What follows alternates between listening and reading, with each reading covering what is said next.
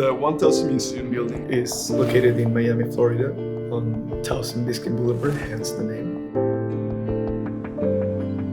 It's by Zaha Hadid Architects. It's the first skyscraper in the States. Kinetica was hired to do the main lobby, the motor lobby, panels, F4P panels, and this interior facade. Some of the characteristics of the panels were that they had this double curvature surface. They were different geometries transition in different spaces. In all the projects, and particularly in this one, we have to do a lot of research and development.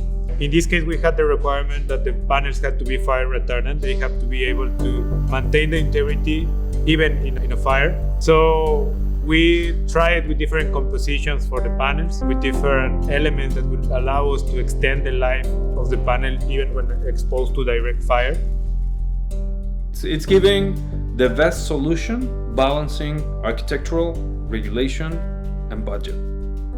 They wanted to put lights really close to the fire sprinklers, and by regulation that cannot be done. So we need to see which element was the most flexible element to play with that, because we know regulations are really strict, so we have to play with that and be as architectural as possible, but at the same time complying regulations.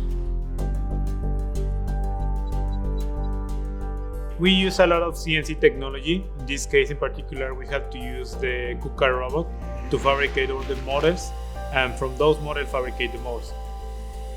It's the only tool that allows us to have the precision, the repeatability, and the complexity the project demands.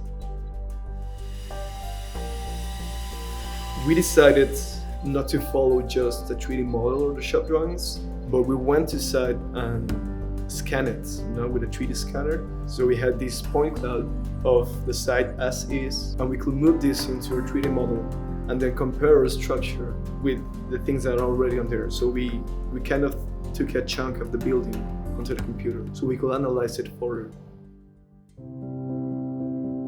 The job site was really tight, really tight, because it was in a really crowded zone of Miami, and you just have one lane to unload everything, a really tight schedule, as well as the logistic, because how you produce, you fabricate in terms of installation or in terms of shipping or in terms of what.